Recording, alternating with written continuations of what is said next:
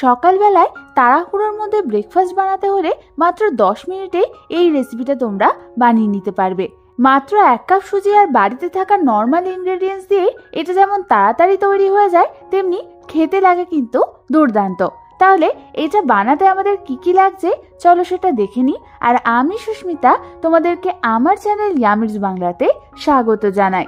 এই রান্নাটার জন্য আমি একটা মিক্সার গ্রাইন্ডার জারের মধ্যে দিয়ে দেব মেজারমেন্ট কাপের 1 কাপ পরিমাণ কিংবা 250 গ্রাম মতো সুজি। এবার আমাদের এই সুজিটাকে মিক্সারে ঘুরিয়ে ভালো করে গুঁড়ো করে নিতে হবে। বেশ কিছুক্ষণ পর তোমরা দেখো আমাদের কিন্তু ভালো মতো সুজিটা গুঁড়ো করা হয়ে গেছে। এবার আমি ওর মধ্যে দিয়ে দেব ওই মেজারমেন্ট কাপেরই 1 কাপ পরিমাণ জল। জল দিয়ে আরও একবার আমাদের ভালো করে এটাকে ঘুরিয়ে নিতে হবে। এবার সুজি আর জলের এই পাতলা মিশ্রণটাকে আমি একটা বাটির মধ্যে ঢেলে নেব। এবার ওই মিক্সার গ্রাইন্ডার জারের মধ্যে দিয়ে দেব আমি আরও 1/2 কাপ পরিমাণ জল। তারপর ওই মিক্সার গ্রাইন্ডার জার ধোয়া জলটাও আমি ওর মধ্যে দিয়ে দেব। এবার আমাদের সমস্ত কিছুকে একবার ভালো করে মিশিয়ে নিতে হবে। এবার আমি অন্যদিকে কয়েকটা সবজি কেটে নিয়ে নিয়েছি। সেগুলো হলো একটা মিডিয়াম সাইজের কুচনো পেঁয়াজ, 1/2 কাপ পরিমাণ কুচনো গাজর, 2খানা কুচনো কাঁচা লঙ্কা আর নিয়ে নিয়েছি 1/2 কাপ পরিমাণ কুচনো ক্যাপসিকাম। এবার আমি একে একে এই সমস্ত সবজিগুলো বানিয়ে রাখা ওই সুজি আর জলের ব্যাটারটার মধ্যে দিয়ে দেব। তারপর আমি ওর মধ্যে দিয়ে দেব 1 চামচ পরিমাণ নুন। নুনটা তোমরা তোমাদের স্বাদ অনুযায়ী এখানে দেবে।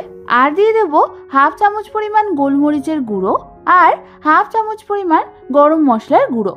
এবার সমস্ত কিছুকে আমাদের ভালো মতো একবার মিশিয়ে নিতে হবে। এই ব্যাটারটার কনসিস্টেন্সি ঠিক এমন হবে, না খুব ঘন আর না খুব পাতলা। আমাদের ভালো মতো সমস্ত কিছু মেশানো হয়ে গেছে।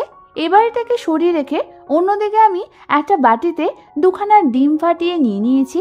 তারপর আমি এর মধ্যে দিয়ে দেব 1/2 চামচ পরিমাণ নুন আর 1/2 চামচ পরিমাণ গোলমরিচের গুঁড়ো। এবার আমাদের কাঁটা চামচের সাহায্যে ডিমটাকে ভালো করে ফেটিয়ে নিতে হবে। ভালো মতো ফেটানো হয়ে গেলে এটাকে সরিয়ে রেখে অন্যদিকে আমি গ্যাস জ্বালিয়ে একটা তাওয়া বসিয়ে নিলাম আর তার মধ্যে দিয়ে দিলাম 1 চামচ পরিমাণ সাদা তেল।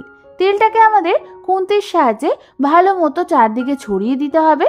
এবার তোমরা দেখো আমাদের ব্যাটারের কনসিস্টেন্সিটা কিন্তু ঠিক এরকম হয়েছে। এখন আমি এই ব্যাটারটা থেকে প্রায় 1.5 হাতা পরিমাণ ব্যাটার আমি এই তাওয়ার মধ্যে দিয়ে দেব।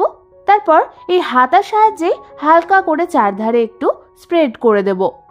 আমরা যেমন গোলা রুটি বানাই ঠিক সেরকম ভাবে আমাদের এই ব্যাটারটাকে চারদিকে ছড়িয়ে নিতে হবে। এই সময় কিন্তু আমাদের গ্যাসের ফ্লেমটা থাকবে মিডিয়াম। এবার এর উপরেও আমি কিছুটা পরিমাণ তেল এইভাবে ছিটিয়ে নেব।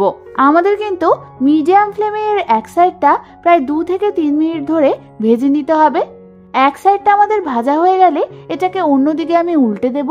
তারপর ওই দিকটাও ভালো করে ভেজে নেব। তোমরা দেখো আমাদের কিন্তু 2 সাইডটাই ভালো করে ভাজা হয়ে গেছে। এবার আমি যে ডিমের মিশ্রণটা বানিয়ে রেখেছিলাম সেটা 1 চামচ পরিমাণ এর ওপর দিকটা এইভাবে ছড়িয়ে দেব। এবার এই দিকটা উল্টে দিয়ে আমি অন্য দিকটাতেও অল্প পরিমাণ ডিম এইভাবে চামচের সাহায্যে হালকা করে ছড়িয়ে দেব।